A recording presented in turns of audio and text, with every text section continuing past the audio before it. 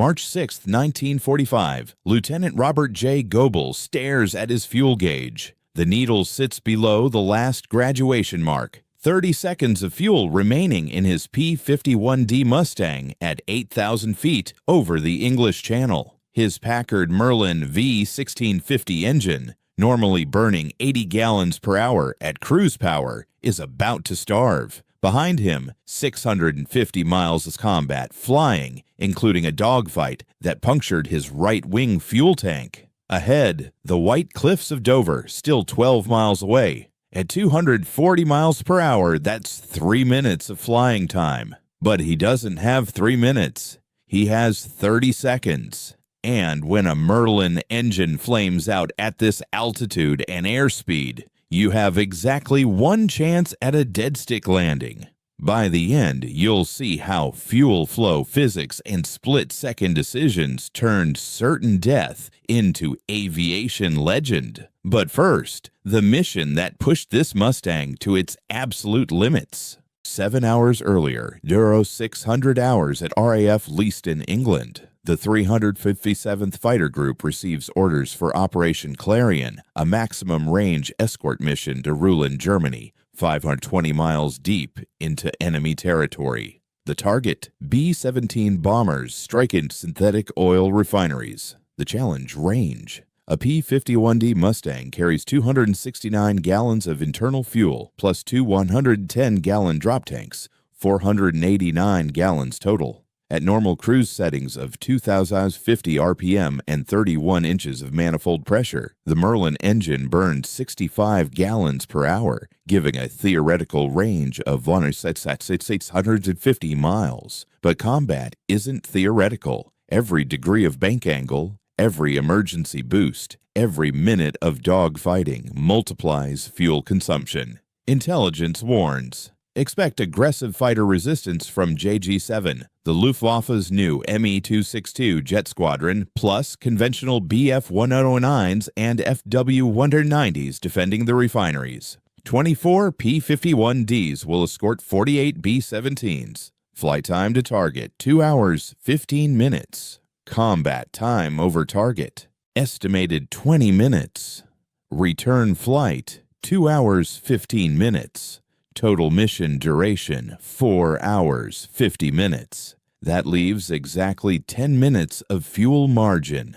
No room for combat. No room for weather. No room for error. Here's where physics comes into play. The Packard-Merlin V1657 engine powering Goebel's P-51D is a 1,695 cubic inch V12 producing 1,490 horsepower at war emergency power. Fuel consumption follows a brutal curve. At cruise power, 65 gallons per hour. At normal combat power, 2,700 RPM and 61 inches manifold pressure. Fuel burn jumps to 110 gallons per hour. At war emergency power with water methanol injection, consumption spikes to 180 gallons per hour. That's the difference between 7.5 hours of flight time and 2.7 hours on the same fuel load. But here's the critical detail most pilots don't calculate. Fuel burn isn't linear with power. The Merlin's specific fuel consumption curve shows that the last 15% power increase costs 40% more fuel. Every second of emergency boost eats minutes of cruise endurance.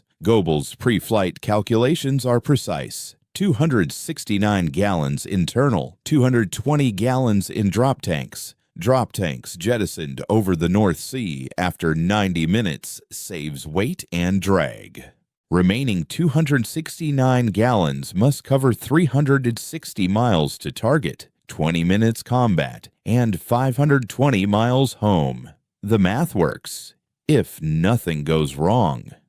EO7 to 5 hours. 24 P-51Ds roll down RAF Manston's runway at 10-second intervals. Goebel's aircraft, serial number 441451, nicknamed Stinger, lifts off at 120 miles per hour with 4,189 pounds of fuel, ammunition, and pilot. The Mustang climbs to 8,000 feet, where the formation assembles. 4 flights of 6 aircraft each in fluid 4 formation.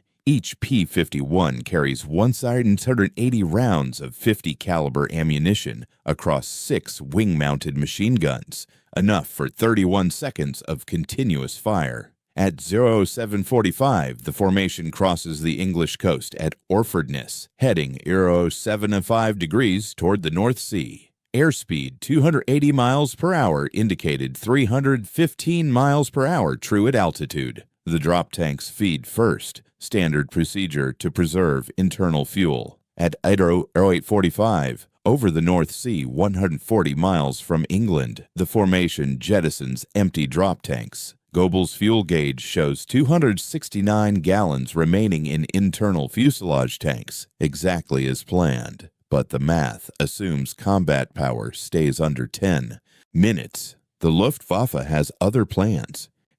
0945 hours. The formation crosses the German border at 22,000 feet. Below, the industrial heartland of the Ruhr Valley stretches toward the target. Goebel's fuel gauge reads 195 gallons, consumption tracking perfectly with flight plan calculations. The B-17 bomber stream appears ahead, 48 aircraft in 4-box formations at 24,000 feet, contrails streaming behind like white ribbons. P-51s take up escort positions, 12 Mustangs above at 25,000 feet, 12 below at 20,000 feet in a layered defense pattern. Radio discipline is strict. No unnecessary transmissions. German radar is tracking every mile. At 10:15 hours, 30 miles from Ruhland, the first German fighters appear. But these aren't the expected Bf-109s. Ground control radios. Bandits 12 o'clock high coming fast. Me-262s. 5 Messerschmitt 262 jets, powered by twin Junkers Umo 04 turbojets, producing 1,880 pounds of thrust each, dive through the escort at 540 miles per hour. No propeller-driven fighter can match that speed. The jets ignore the P-51s entirely, streaking toward the vulnerable B-17s at a closure rate of 360 miles per hour. Goebel's flight leader calls, "Red flight, engage." Intercepting a jet in a propeller fighter violates basic physics. The Me-262 cruises at 540 miles per hour. The P-51D's maximum speed is 437 miles per hour at optimal altitude. But Goebel knows something about energy tactics. Speed isn't everything. The Me-262 has one weakness. It must slow to 350 miles per hour to make accurate firing passes on bombers. That's when it's vulnerable. Goebel's flight doesn't try to catch the jets. Instead, they dive to intercept their attack run vector. The 4 P-51s push over at 25,000 feet, accelerating to 450 miles per hour in a 30-degree dive. Fuel consumption spikes to 140 gallons per hour. At 21,000 feet, Goebel's airspeed touches 470 miles per hour, exceeding the Mustang's recommended maximum dive speed by 30 miles per hour. The control stick shakes, compressibility buffet. The airframe is approaching the sound barrier's shockwave effects, but the geometry works. The lead, Me-262, decelerating to attack a B-17, crosses in front of Goebel at 1,200 yards. The jet pilot doesn't see the Mustang diving from above until tracers flash past his canopy, but jets don't maneuver like propeller fighters. And Goebel just burned 10 minutes of fuel in 90 seconds. The Me-262 pilot slams both throttles forward. Emergency power on the Jumo turbojets produces 2,200 pounds of thrust. The jet accelerates from 350 miles per hour to 520 miles per hour in 12 seconds, pulling away from Goebel's Mustang like it's standing still. Goebel fires a 6-second burst, 720 rounds, but the deflection angle is impossible. His 50 caliber rounds travel at 2,900 feet per second, but the jet is maneuvering at 760 feet per second. Lead calculation becomes pure guesswork. The Me-262 escapes, but the attack disrupted its firing solution on the bombers. Mission success. Except for one problem, that high-speed dive and combat maneuvering burned 28 gallons of fuel. Planned combat allowance was 20 gallons. Goebel glances at his fuel gauge. 167 gallons remaining. Quick math, 360 miles to home base at 315 miles per hour. True airspeed equals 68 minutes flight time. At cruise fuel burn of 65 gallons per hour, he needs 74 gallons. Current fuel minus required fuel, 167. Minus 74 equals 93 gallons reserve. Still safe, but the mission isn't over. 10:35 hours. The Me-262s withdraw. Jets operate under strict fuel and time constraints, but German ground control launches the second wave. 16 Focke-Wulf 190D-9s from JG-26, the Luftwaffe's elite Abbeville boys. The Dora 9 variant, powered by a 1,776 horsepower Junkers Jumo 213 inline engine, is the best piston fighter Germany produces. Maximum speed, 426 miles per hour at 21,000 feet. Rate of climb, 3,180 feet per minute. Armament, 2 13mm machine guns and 2 20mm cannons. These pilots are veterans, survivors of 4 years of air combat over Germany. They know P-51 tactics. They know Mustang fuel limitations. They know American fighters are 500 miles from home. The FW-190 split into 2 8-aircraft formations. One attacks the bombers, forcing the escorts to engage. The other formation climbs to 27,000 feet, positioning above the P-51 escort for diving attacks with energy advantage. Goebel's flight is at 22,000 feet, below the threat. His flight leader radios, red. Flight, climbing to engage high element. At military power, 2,700 RPM and 61 inches manifold pressure, the Merlin burns 110 gallons per hour. Every minute of this climb costs 1.8 gallons. The fuel margin is disappearing. Goebel's P-51D climbs from 22,000 to 27,000 feet in 4 minutes, burning 7.3 gallons. Fuel remaining, 159 gallons. The FW-190Ds dive to attack, accelerating to 480 miles per hour. Classic boom and zoom tactics. Dive, attack, use speed to escape before the Mustangs can respond. But Goebel anticipates the geometry. As the lead FW-190 dives past at 400 yards, Goebel rolls inverted and pulls through. A negative G maneuver that keeps the enemy in sight while reversing into pursuit. The Focke-Wulf pilot, expecting the Mustang to break defensively, finds himself with a P-51 on his 6 o'clock at 320 miles per hour with decreasing range. Both aircraft dive through 24,000 feet. The German pilot brakes hard left, 6 Gs. Goebel matches the turn at 6.2 Gs. The Mustang's laminar flow wing gives it a slight advantage in sustained turns. At 22,000 feet, the FW-190's turn radius is 150 feet. The P-51's turn radius 180 feet. Goebel gains angles 350 yards, 300 yards, 250 yards. He fires a 4-second burst, 480 rounds. Tracers converge on the Focke-Wulf's tail section, hits, smoke. But the German pilot's wingman has maneuvered into firing position behind Goebel. His threat warning comes too late. The wingman's 20 Milner cannon shells impact Goebel's right wing at 500 feet per second. 3 rounds punch through the aluminum skin. One misses the main spar by 6 inches. But the third shell penetrates the 92-gallon fuselage fuel tank located behind the pilot's seat. High explosive incendiary 20mm ammunition detonates on impact. The explosion doesn't breach the self-sealing fuel tank completely, but it tears a 2-inch hole in the tank's inner bladder. Fuel begins streaming out at 1 gallon every 30 seconds. Goebel feels the impact. A metallic bang, followed by the smell of raw aviation gasoline in the cockpit. His right wing drops slightly. The damaged fuel tank is creating asymmetric weight distribution. He checks the fuel gauge. 155 gallons indicated. but the needle is visibly falling faster than normal fuel consumption. He's losing fuel. Quick calculation. If he's losing 1 gallon per 30 seconds, that's 2 gallons per minute, 120 gallons per hour. Combined with normal cruise consumption of 65 gallons per hour, his effective fuel burn is 185 gallons per hour. War emergency power levels without any added speed or performance. At that rate, his 155 gallons will last 50 minutes. Home base is 68 minutes away. He's 18 minutes short. 10:48 hours. Goebel breaks away from the combat, diving west toward home. His flight leader radios, Red 3 status. Goebel responds, taking fuel, streaming from right wing. RTB immediate, return to base. The flight leader acknowledges, Roger, Red 3 cleared to break.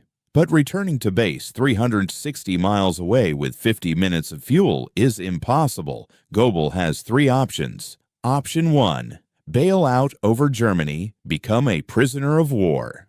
The ground below is enemy territory. He'd be captured within hours. Option 2, attempt to reach Allied lines in Belgium, 180 miles west, and crash land behind friendly lines. At current fuel burn, he has fuel for 230 miles, enough to cross the lines with 30 miles to spare. Option 3, try for home base, reduce power to absolute minimum cruise settings, and hope the fuel leak slows as tank pressure drops. The book says minimum cruise is 1,600 RPM and 26 inches manifold pressure. Fuel burn drops to 45 gallons per hour. But with a 2 gallon per minute leak, total consumption is still 165 gallons per hour. The math says he'll flame out 80 miles from home, unless the self-sealing feature of his fuel tank can slow the leak. That's the gamble. Goebel makes the decision. Try for home. He reduces power to 1,600 RPM and 26 inches manifold pressure. Airspeed drops from 315 miles per hour to 220 miles per hour. The Mustang feels sluggish. At this power setting, rate of climb is only 400 feet per minute. If he encounters more fighters, he's defenseless. But fuel consumption drops to 45 gallons per hour from the engine. Combined with the 2 gallon per minute leak, total burn is 165 gallons per hour. Fuel remaining, 148 gallons at 10:55 hours. Distance to home, 340 miles. Time required at 220 miles per hour, 93 minutes. Fuel required at 165 gallons per hour, 256 gallons. He's short by 108 gallons. The self-sealing fuel tank needs to close that leak. P-51 fuel tanks use a 3-layer self-sealing system. Inner rubber bladder, middle layer of natural rubber mixed with chemicals that swell when contacted by gasoline, and outer vulcanized rubber. When fuel leaks through a hole, it contacts the middle layer, which swells to 300% of normal thickness, plugging the breach. But 20mm explosive shells create large, irregular tears that don't seal completely. Goebel's fuel stream is decreasing, now 1 gallon every 40 seconds instead of 30. The self-sealing is working, but slowly. Every minute counts. 1,145 hours. Goebel crosses the Belgian border at 18,000 feet. Fuel gauge, 98 gallons. The fuel leak has slowed to 1 gallon per minute. The self-sealing compound is partially closing the breach. Total fuel burn, now 105 gallons per hour instead of 165. Recalculating, 220 miles to home base. 60 minutes flight time, requires 105 gallons. He has 98 gallons. He's still 7 gallons short. But there's a margin of error. Fuel gauges read conservatively. Most P-51 pilots report the gauge shows empty with 8 to 12 gallons remaining, a safety buffer to prevent pilots from running tanks completely dry and starving the engine with air. Goebel is counting on that buffer. He maintains 220 miles per hour at 18,000 feet, watching the fuel needle slowly descend toward the bottom of the scale. Below, the scarred landscape of Belgium passes. Bomb craters, destroyed villages, the debris of war, Allied territory. If he flames out here, he can bail out safely. But RAF Manston has his damaged aircraft logs, his maintenance records, his personal gear, landing gear that knows him. Goebel makes the decision he's going home. Every mile forward is a mile he won't have to walk back. 12-15 hours, Goebel crosses the Belgian coast at Ostend, beginning the 90-mile crossing of the North Sea. Fuel gauge, 67 gallons. The needle is now in the red zone marked low fuel. The fuel leak has slowed further, 1 gallon every 90 seconds.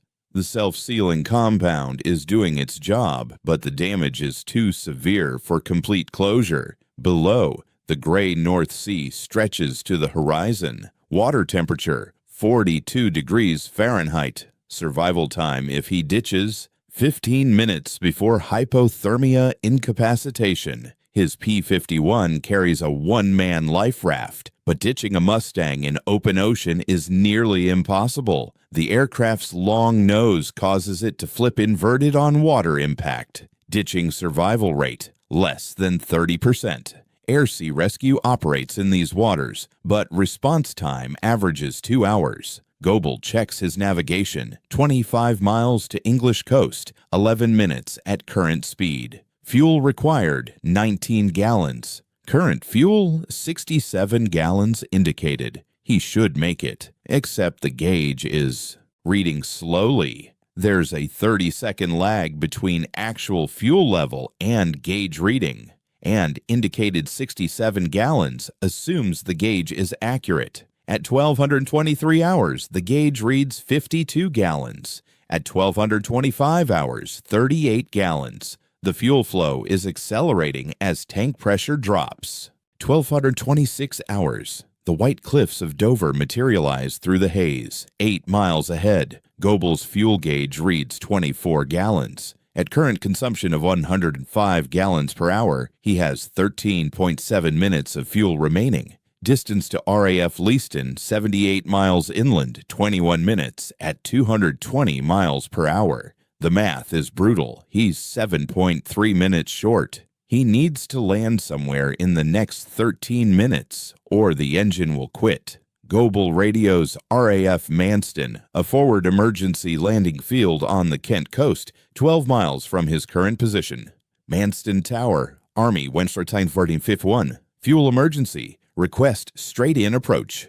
The tower responds immediately. 4.5451. Manston Tower, cleared straight-in runway 28. Winds 270 at 15 knots, altimeter 30.02. Emergency equipment standing by. Runway 28 at RAF Manston is 9,000 feet long, built specifically for emergency landings, but it's 12 miles away and slightly left of his current heading. Turning left will bank the aircraft, potentially uncovering the fuel tank. Pickup, causing the engine to starve even with fuel remaining. Goebel makes a shallow 5-degree turn, barely perceptible, adjusting his course toward Manston while keeping the fuel pickup submerged. Every degree of bank is a risk.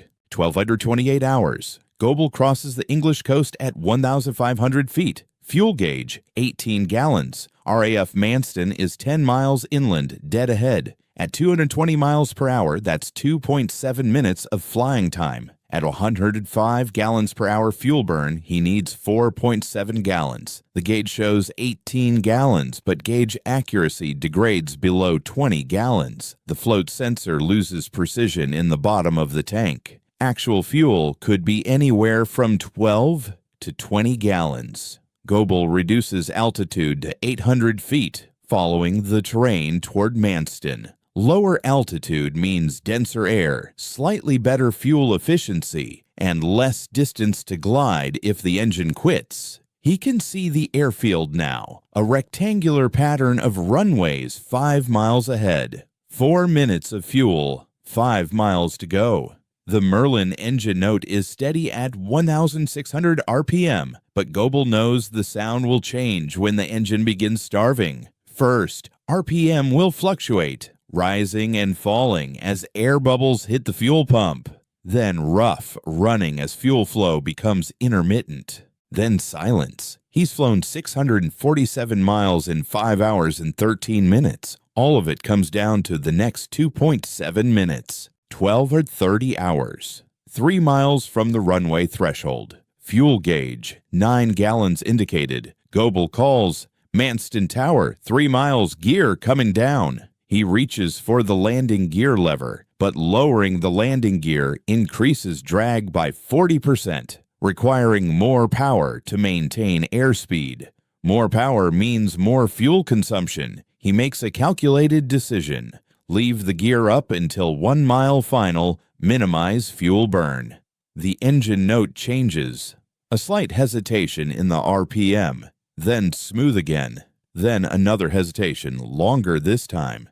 The fuel pump is drawing air bubbles. The tank is nearly empty. Goebel's fuel pressure gauge shows 14 psi. Normal is 1822 psi. He's running on vapor, 2 miles from runway threshold. The engine coughs. RPM drops from 1600 to 1400, then surges back to 1600. The Merlin is starving. Goebel adjusts mixture to full rich, forcing maximum fuel delivery, and reduces propeller RPM to 1400 to decrease fuel demand. Airspeed drops to 180 miles per hour. 1.5 miles out, the tower calls 14-1. Runway in sight. Continue approach.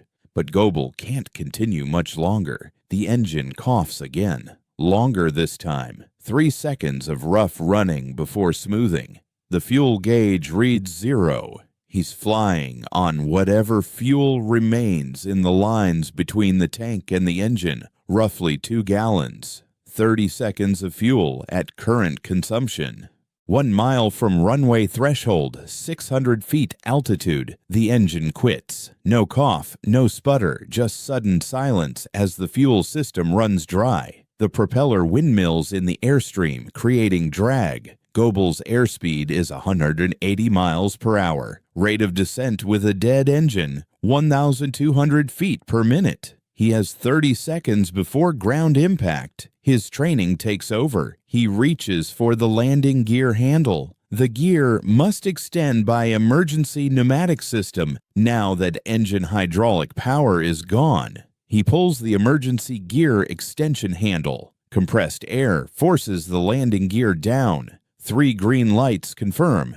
Gear locked, but the gear creates massive drag. Airspeed drops to 160 miles per hour. Descent rate increases to 1,500 feet per minute. Goebel aims for the runway threshold, trading remaining altitude for forward distance. 500 feet, 13 seconds to impact. 400 feet, 10 seconds. The runway threshold passes beneath him at 300 feet. He's too high, too fast. Standard procedure says pull power to idle and descend normally, but he has no power. He raises the nose slightly, trading airspeed for altitude bleed. 250 feet, 200 feet. The Mustang settles toward the concrete at 145 miles per hour, still 20 miles per hour above normal landing speed. 8 seconds to touchdown.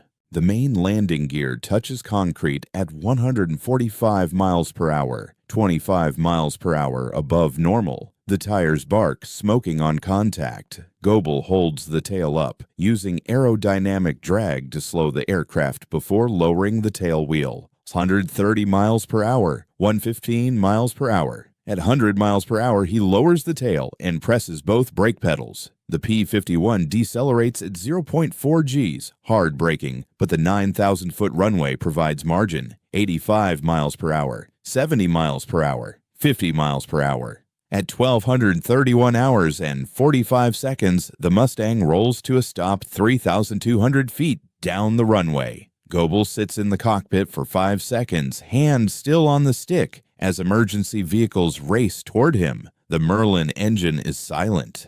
The fuel gauge reads 0. He's flown 653 miles, fought 3 separate engagements, sustained battle damage, managed a fuel crisis, and landed with an engine that quit 1 mile from the runway. Post-flight inspection reveals the right-wing fuel tank contained 3 gallons when the engine stopped. The fuel pickup was uncovered by aircraft attitude during the descent, causing fuel starvation even though fuel remained. The self-sealing fuel system designed by U.S. Rubber Company in 1940 saved his life, slowing a catastrophic leak to a manageable loss rate. Goebel's total flight time, 5 hours 16 minutes. Fuel consumed, 486 gallons. Fuel at engine shutdown, 3 gallons. By every calculation, he should have flamed out 80 miles from England. But physics isn't everything.